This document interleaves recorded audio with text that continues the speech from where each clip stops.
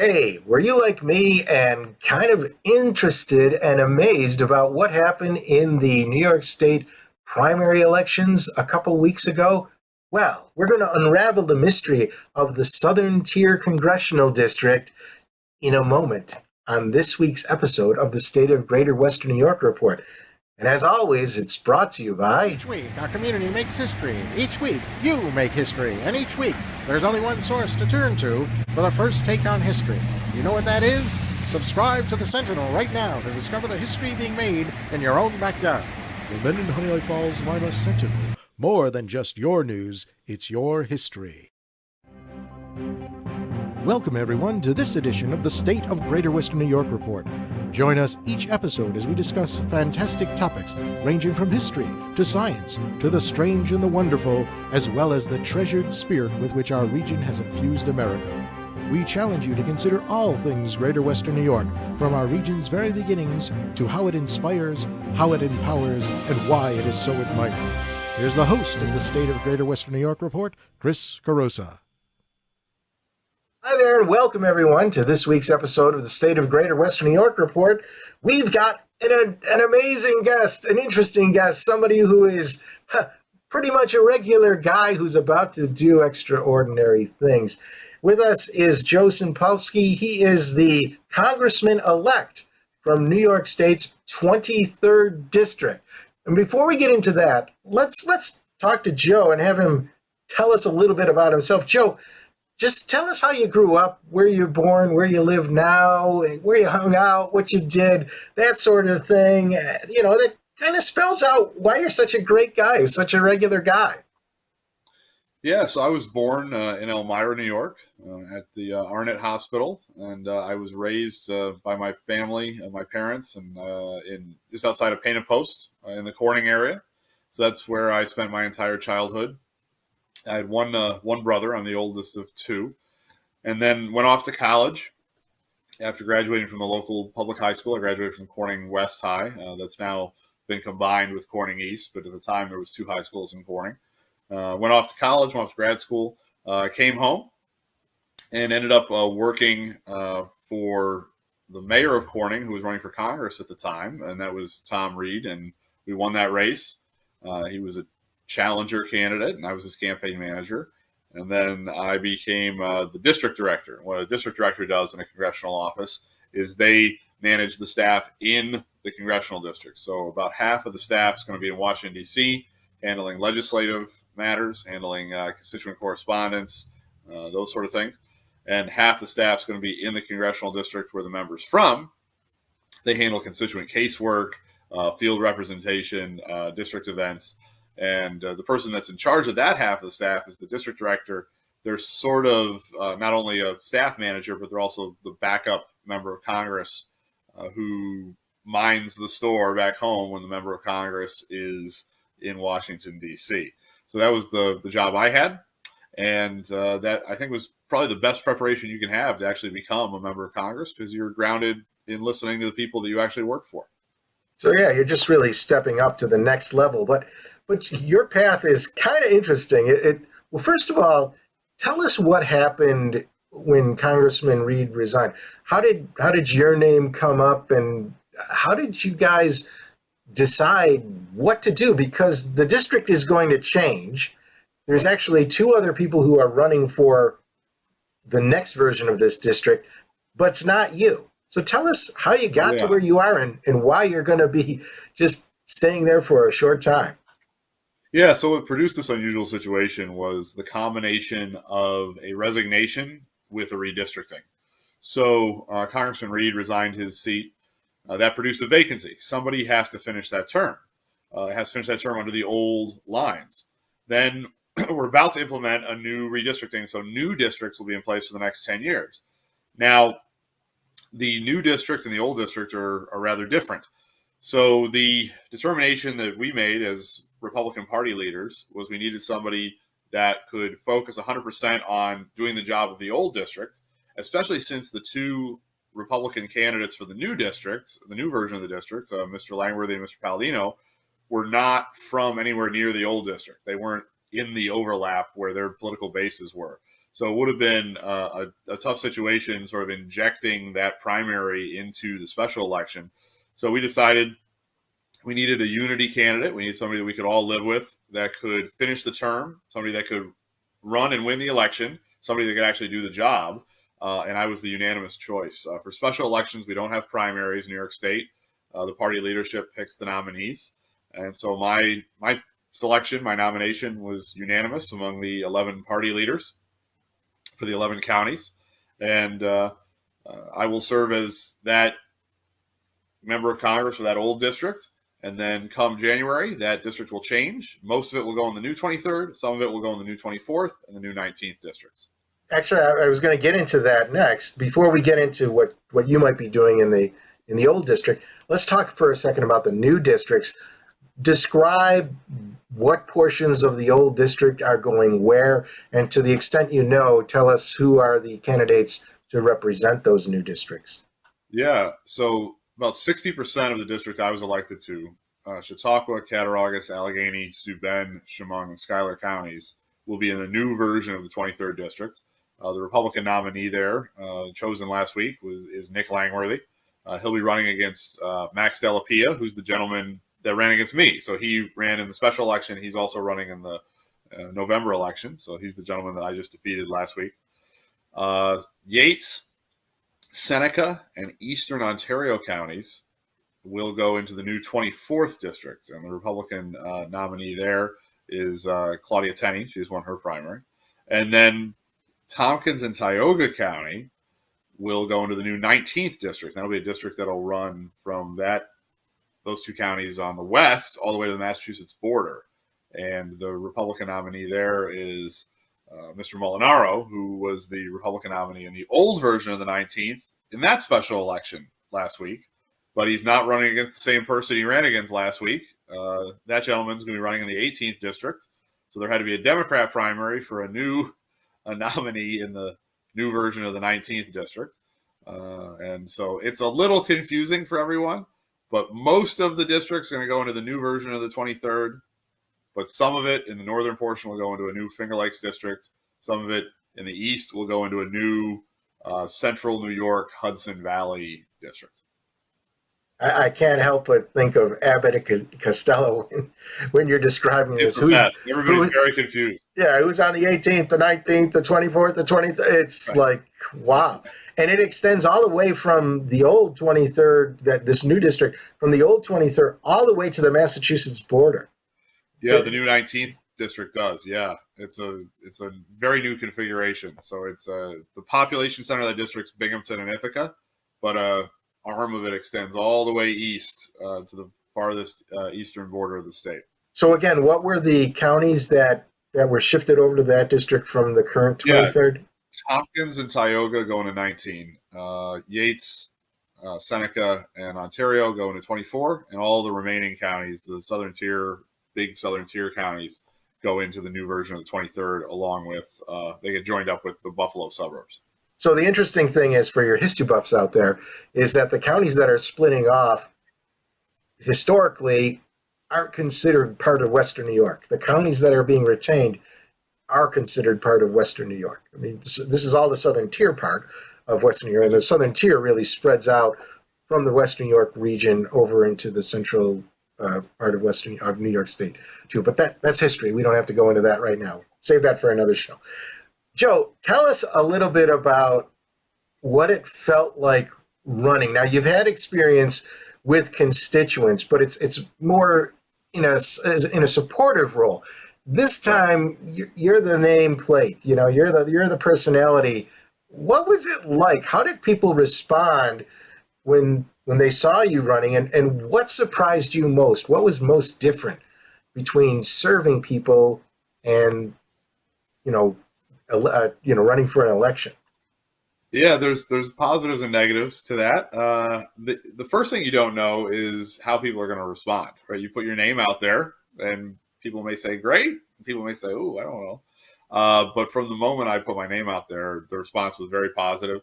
Advantage I had, as I said, being the district director, I think is the best preparation, because you spend all your time in the congressional district going around meeting with people that have business before the Congress, whether it's businesses or party officials or elected officials or whatever, just regular folks that are dealing with constituent casework.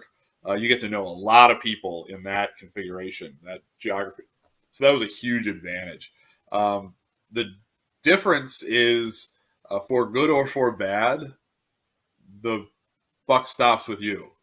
So that can be good in the sense that if you want to make a decision on how the campaign should operate or a position you should take or whatever, you just make the decision. You're the candidate. You don't have to, run it by your boss.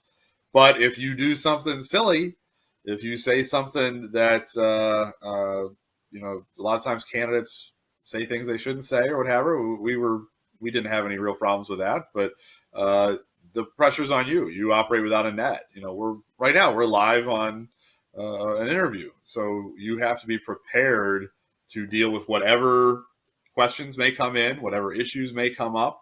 And the best way to deal with that is, because nobody's going to know everything about everything, is to have a real strong core set of values that animates you as to why you're doing that. And then whatever question you get asked, you can just sort of think of it in light of those values and principles and come up with a good position. Speaking of questions, if you've got a question that you'd like us to ask, put it in the chat and we'll see if we can ask it at some point in the show. Joe, when you were out campaigning, what was the most surprising thing that you heard from the constituents? Well, one of the most common things I heard was how concerned they were about inflation. That came up a lot. And I remember one guy in particular. I live in Canastillo, and I was in Canastillo, and it was a guy that was telling me that he had worked his whole life. He was living off a pension, and that wasn't enough anymore because of prices going up, and he had to go on food stamps. And it's because he had to decide between eating and putting gas in his car. That's somebody that did everything right in life, worked hard and now is put in this position. I would say that qualifies as a surprising thing to hear in the United States of America. And so that was a question I got asked a lot. What was the biggest issue? What is impacting the district the most? I get asked that in a lot of interviews. And my answer always was inflation, because it really burns people who do everything right, people that save their money, somebody that's on a fixed income. Maybe you're a single parent that's trying to support your kids and get to work. To hear those type of stories going on in this district, how bad it was impacting people, the prices going up, maybe shocking is a better word than surprising, but it certainly was something that resonated with me and made it clear that was the biggest policy issue that we're going to have to deal with in Washington in the short to medium term.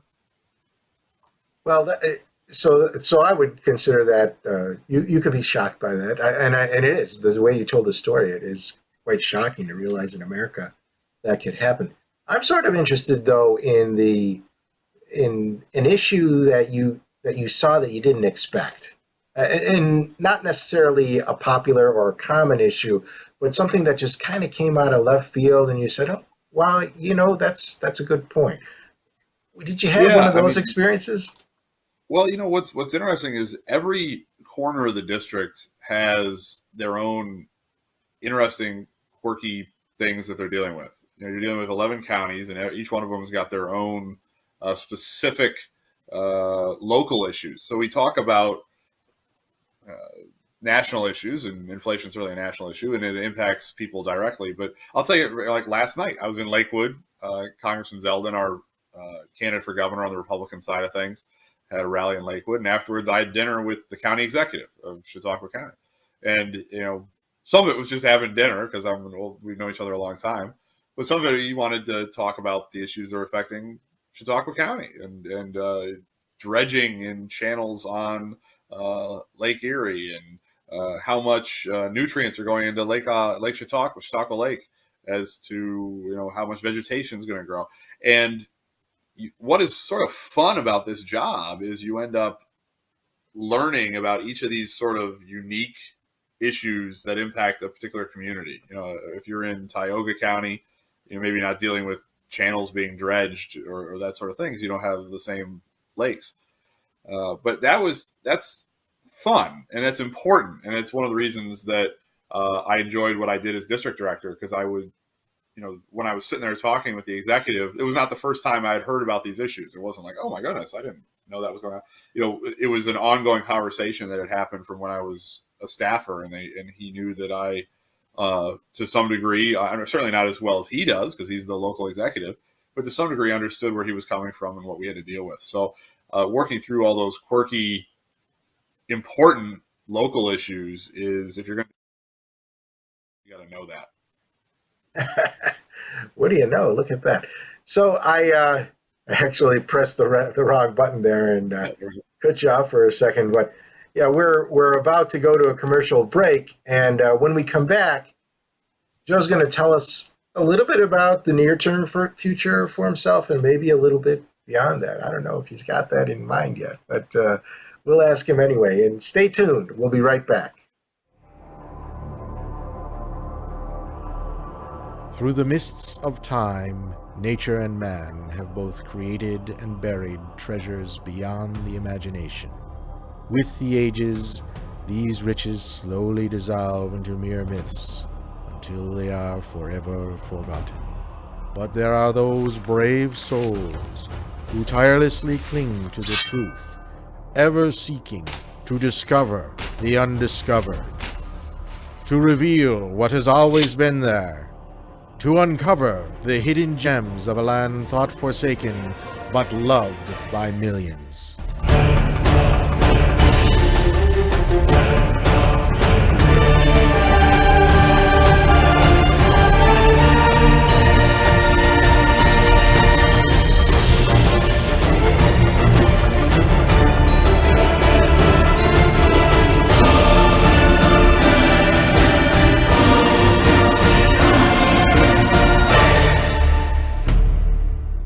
"50 Hidden Gems of Greater Western New York." Discover the secrets in your own backyard. Buy your copy now at 50hiddengems.com. We're back, and thank you for being a part of today's Greater Western New York Report. Hey, if you've got a question, just put it in the chat. We'll put it over to Joe and see what he has to say. But in the meantime, Joe, you're going to be in there for what? Maybe 3 or 4 months? Approximately 4 months. Yeah. So what's your personal goal? What would you like to see yourself achieve in that short period of time? Yeah, so the first thing we have to do is get the offices back up and running. Since Congressman Reed resigned, that limited a lot of what the offices could do. They were still in place, but they were limited by federal statute as what they could do. And since the election, over the last week, they've been closed altogether. So we got to get everything back started up and running again. And that is really a focus on constituent service. If people are having a problem with the federal government, they call their congressman. If they don't know who else to call for whatever's going on with government, they call their congressman. We have to be ready to deal with that. Also, 3 of those 4 months, the House is going to be in session. So it's a closely divided House. So the votes are going to matter, especially, I think, in the lame duck session after the November election. I think the Republicans have a very good chance of taking the House back.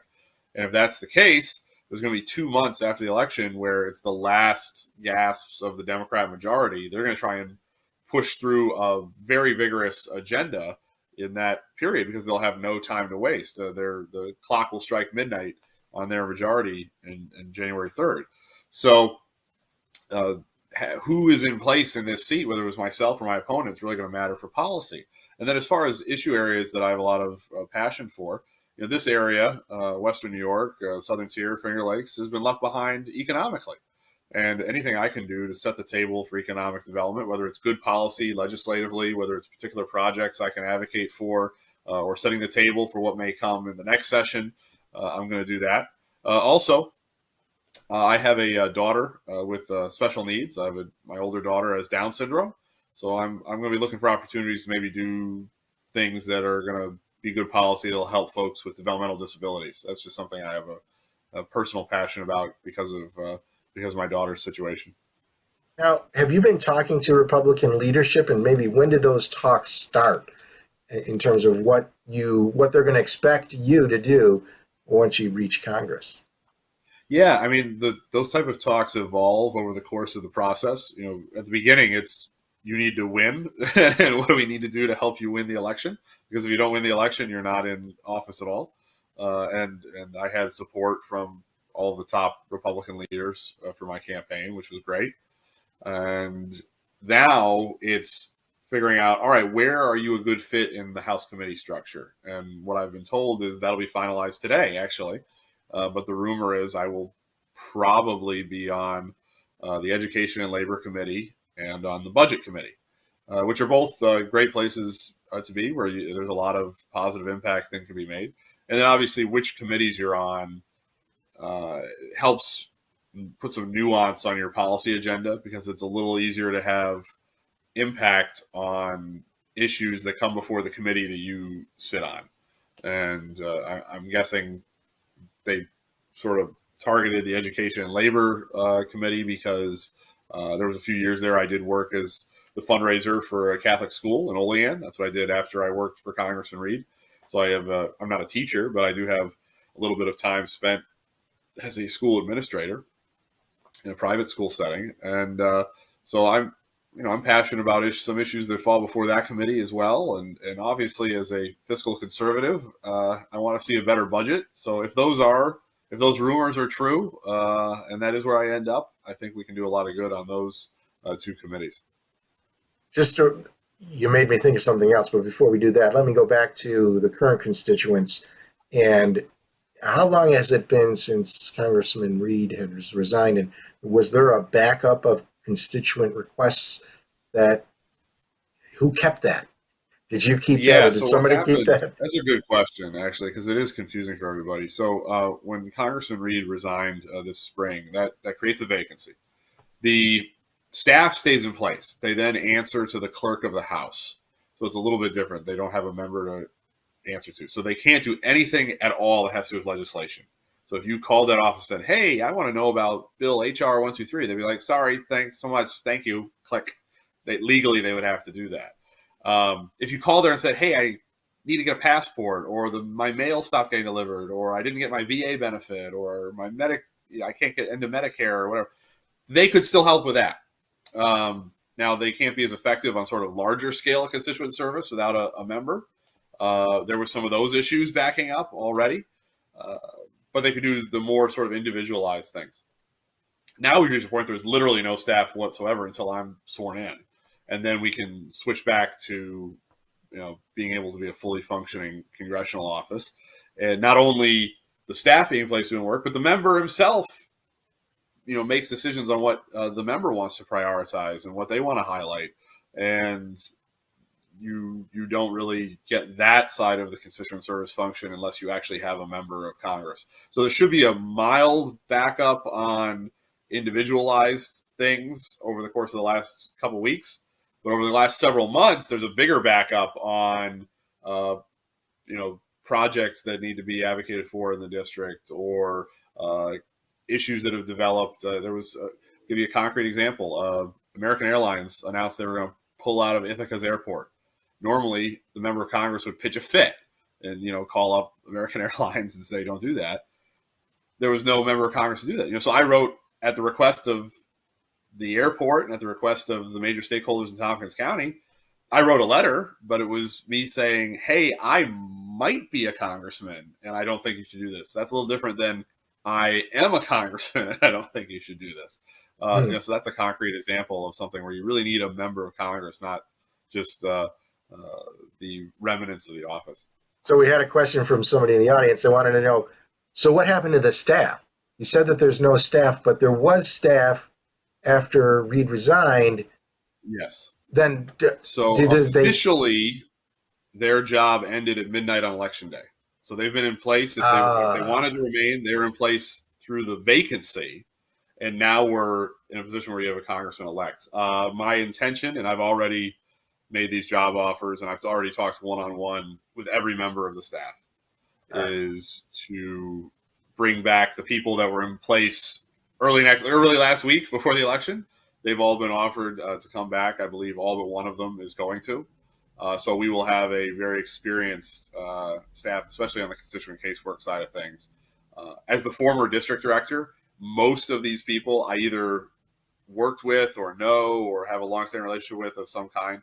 So it should be there's always going to be hiccups when you're doing these type of transitions, but it should be a lot fewer of those than if it was anybody else, somebody that hadn't worked in that office. We're miles and miles ahead of where anybody else would be in the behind the scenes. So at the moment, they are in a little bit of a legal limbo, but they've all been offered to have their job back. So I think some of them are. I know one member of the staff, she was actually sort of happy with the timing. She had to drive her daughter to college, so the fact that she didn't have to be at work that week made things easier for her. So let's go back to education, because I know that this is an issue that has come up in several of our Greater Western New York town hall meetings. Two sort of things. One is I know these are maybe New York State things, but I'm kind of curious to what extent the federal government might be able to influence what's going on locally. One is the fact that in a few years, rural districts are going to be forced to have all electric vehicles, and they might not be able to afford that. Yeah. And the second thing is really more broadly on a national scale, but also to some extent within the Greater Western New York region, is this movement to have parents more involved in public schools. Right. What can Congress do about both of those things? Yeah. So first with electric vehicles, the concern with electric vehicles is not the electric vehicles themselves, but the concern is, one, mandates saying, oh, you have to do this and you can't have a gas or diesel powered vehicle. If somebody wants to buy an electric car, it's a free country to be able to buy an electric car, but you shouldn't take away the right to have a different mode of transportation. And then where's the electricity going to come from? We're in a state that, has been shutting down nuclear power plants. You got to have enough power to power electric cars. You plug them all into the grid at once, you're going to have a real problem. So it's a lot better when these technological developments happen on their own. Nobody mandated that you had to get a smartphone, but most people have a smartphone. It happened on its own. It happened because the market provided a product that was better than the previous product. And when the market provides a better electric car, that's going to happen on its own, as opposed to Uncle Sam saying you have to do this, you have to do that. So I get concerned not when there's change. I get concerned when there's government mandated change, whether that's in the context of schools or in other contexts. So that would be sort of my first reaction on the electric car side of things. Yeah, we're actually running short on time, and I did want to get to this question, and that was, what's next for Joe? So come January, you're going to be out of a job. So what you're figuring out what you're going to do next? Yeah, first, the 2-second answer to the second question there was, yes, parents should be involved in schools, period. And don't let anybody tell you that you shouldn't be. If you're a parent, you have every right to be involved in your child's education. As far as me, I was running for Congress last year before redistricting. Redistricting came out, then I wasn't running, and then I was chosen for the special election. In the interim, where I wasn't running, I took a job as Chief of Staff to State Assemblyman Joe Giglio, who represents Cattaraugus, Allegheny, and Western Steuben counties. And he very graciously, when this situation came up, said I could have my job back in January. So my plan is to go back to being an assembly-level Chief of Staff. And to me, whether it's federal, state, whether you're the elected official, whether you're a staffer, whether it's for a short time or for a long time, it's all public service. It's all helping people. It's all trying to make this country and this state a better place. So I'm happy to do it no matter what the particular job title is. Excellent. That's it's good to know that you're going to land on your feet. It's almost like this is a tour of duty of sorts, a volunteer sort of thing that'll just help the people who needed some help right away in the old district, so you can make the way or pave the way for the new district. Well, isn't that what being in Congress for everybody is supposed to be, right? Good point. Joe, thank you very much for taking the time out. We're gonna wrap things up here, but stay in the studio when we're done. I want to thank everybody who's watching live, and if you want to watch live and perhaps ask a question, you can become a member of our live audience by going to stateof.greaterwesternewyork.com. signing up on the list. It's free. There's no charge. You'll get an email Thursday morning with the link on how to appear or be on the show, watch the show live, and you could ask questions then. You could ask questions, I'll read them, and we'll send them out to our guests. If you can't watch it live, and I realize that a lot of people work and can't watch the show at lunchtime on Thursdays, you can watch the rebroadcast either on our website where it's archived or on our Facebook page. If you like that, you'll be notified when it re-airs on Sundays at 1:30. Or if you don't like Facebook, go to YouTube. YouTube, subscribe there. Again, they'll notify you at 1:30 on Sunday when it's rebroadcast. So that's all we have for this week. Again, thanks for being here, Joe. Thanks, everybody, for listening, and we'll see you all next week.